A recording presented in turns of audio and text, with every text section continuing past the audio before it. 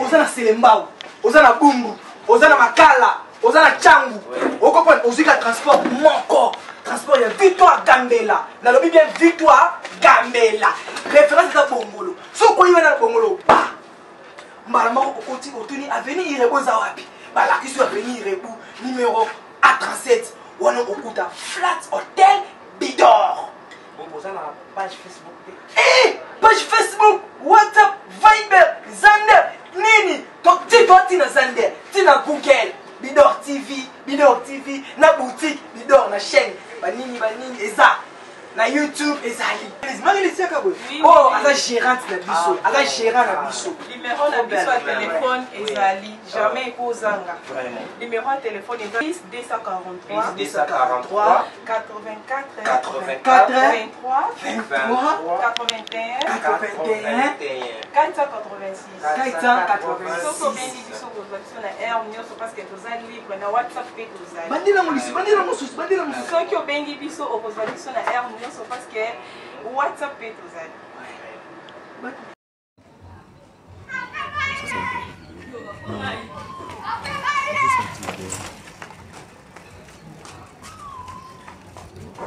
Papa, tu vas compliquer dans les autres mots.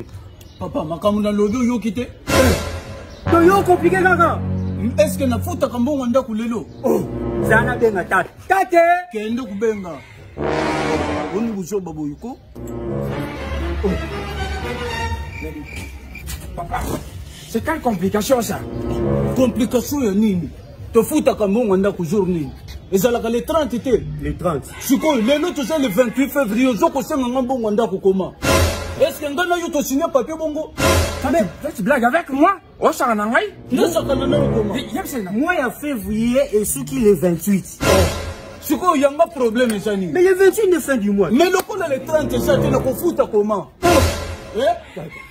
Mais monsieur, toi t'es fou ou quoi?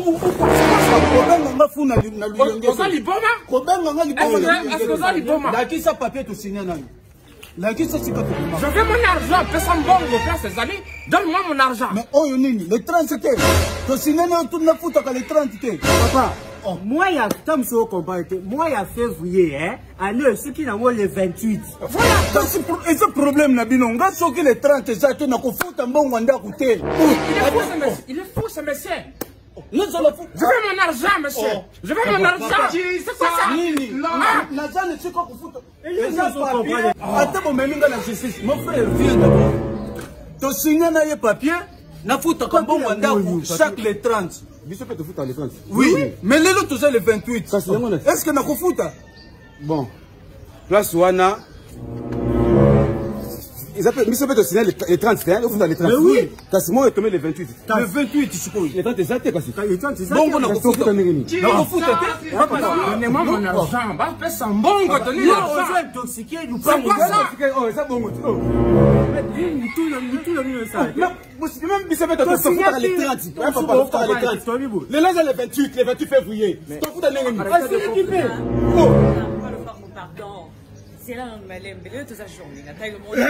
Toi les 28 papa. 28 février. Pour l'amour qu'elle est bien ça ou quoi? C'est quoi ça? C'est quoi tout ça? Mais le paquet ou le coup d'abord? Toi, dans les 30. Pourquoi dans les 30? C'est le paquet. Les 30. Toi, c'est comprendre s'il vous plaît. Toi, c'est comprendre. Pourquoi t'as les 30? Mais en néo, moi, il y a février et tout le 28. Les 30, exacté.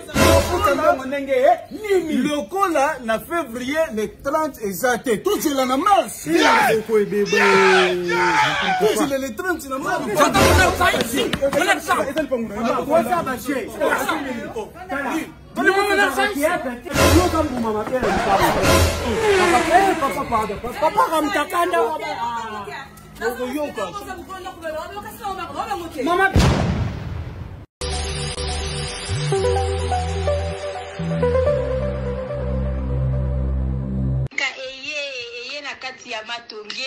Obizoni ozona bilore boutique Tokota na biso dolata Voyant simba mboga tala Hey! Ezali na ndenge na yo mwani Balobi tokota Lelo obizoni ozona bilore boutique Tokota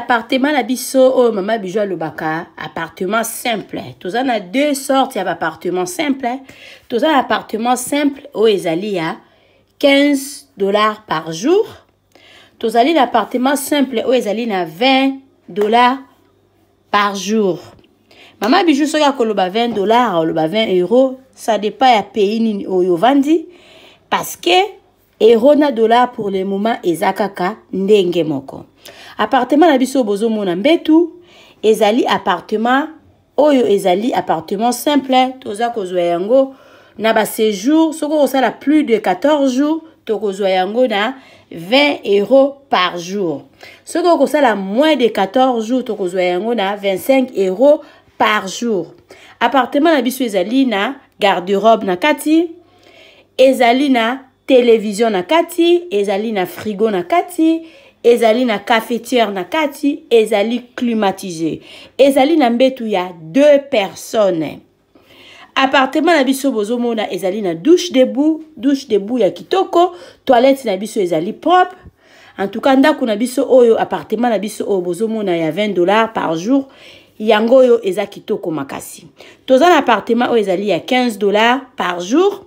Yango pe ezali na biloko nyonso tu ndenge bomoni na kati, sauf que kuna eza na garde-robe te, kuna totia régal moko likolo, oyo mutu akoki koya kotia ba valise na ye likolo. Contactez biso na appartement oyo bozomona bokozala jamais dessus. À part ba appartement simple, toza na appartement na biso oyo ezali chambre, salon, cuisine, toza na appartement oyo ezali 2 chambres, salon, cuisine. Toza na problème ya maïté, toza na problème ya courante, notre appartement eza kitoko, eza wana pona bino bana ya poto, benga mama bijou, contactez mama bijou, okozala jamais desi. Ndako na biso ezali na sécurité assurée. Mama bijou alobaka ndako ya $15, zwa yango penza na valeur ya $15, kozwa yango na valeur ya ba 5 étoiles te. Benga ngai, na pesaka toujours adresse na biso ezali na Matonge, eza na Makampante, eza na Gombe te. So vous avez besoin ya ko vérifier ndako na yo avant benga mama bijou,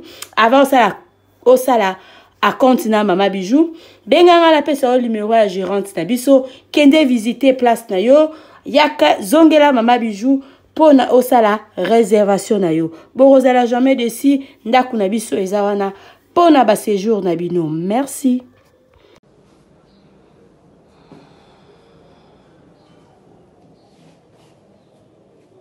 Appartement de chambre, salon, cuisine. Ça c'est la chambre.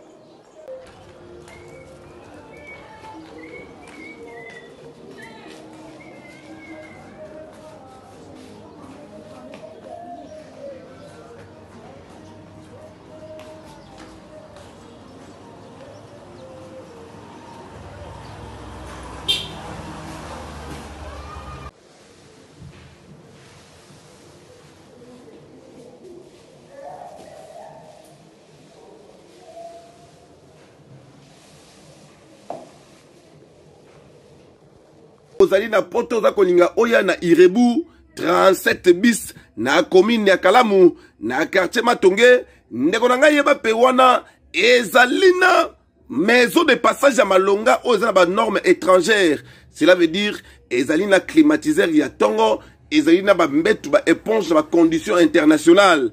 Kaka wana restaurant ya kanda ezali oyo kolamba elubu ya poto ezali pe ya Afrique ezali ndeko na ngai kanga oyo ba ete kaka na Irebu 37 bis a ndeko na ngai kuna ezali na ba boutique ya kosakana te oyo ba chaussure ba biloko ezali songolo pakala na kata na kosakana te bilamba eza kutu ya koloba te ba veste ya kanda pe ba parfum oyo ya malonga na kata nango ba vin international ezali na ndenge ya kosakana te wana ezali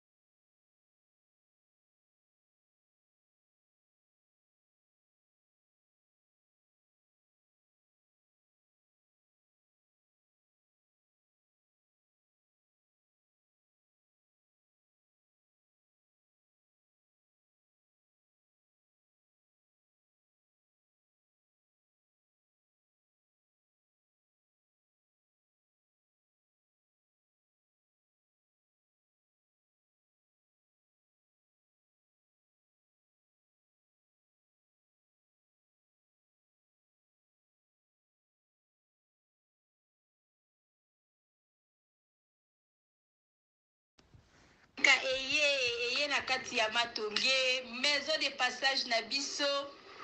Maison de passage na biso ya Ngoyo, maison de passage na biso ezana ba climatiseur, ezali climatisé.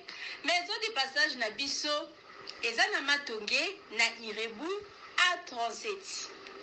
Maison de passage na biso tozana ba appartement où ezali ya 2 chambres, salon, cuisine. Tous les 2 chambres on ezana ba toilette na kati. Maison de passage na biso tozali na appartement où ezali kaka salon, salle de bain, chambre na cuisine. Tozali lisusu na appartement na biso où ezali appartement ya pamba lokola chambre na toilette. Toilette na do salle de bain na ona kati. Chambre o ezali ya pamba o ezaka na salle de bain okoyamba bapaya na yo na kati. Chambre o ezali chambre salon cuisine, salon ezali ya munene comme koyamba bapaya na yo na kati, comme koyamba bapaya na yo libanda. Mai na biso ebimaka kitoko. Courant na biso toza na ba lune ebele. Toza na groupe na biso soki courant ekeyi totie essence na kati ya groupe. Ndako na biso ezali sécurité, ezala sécurité ya makasi. Maison de passage na biso na Matonge toza ko bengisa bino. Mwana nyonso to ya poto.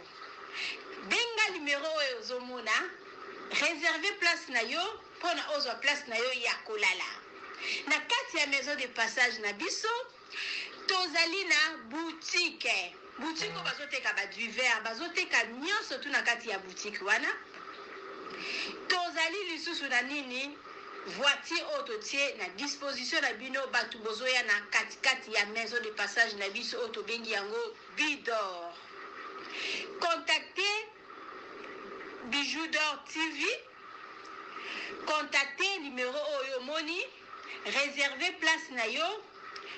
Ozwa place na yo avant parce que ba place na biso mingi eza kozala toujours occupé. Benga avant zwa place na yo okozala jamais déçu. Merci.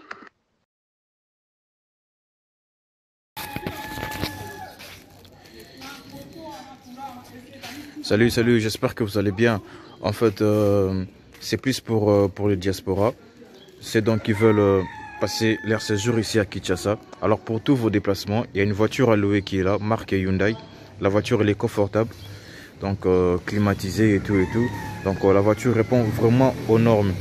Alors pour tout contact, veuillez contacter Bidor TV au numéro qui suit, plus 49 17 85 52 23 11. Donc je réponds pour une meilleure compréhension. Plus 49 17 85 52 23 11. Donc la voiture elle est là, marque Hyundai.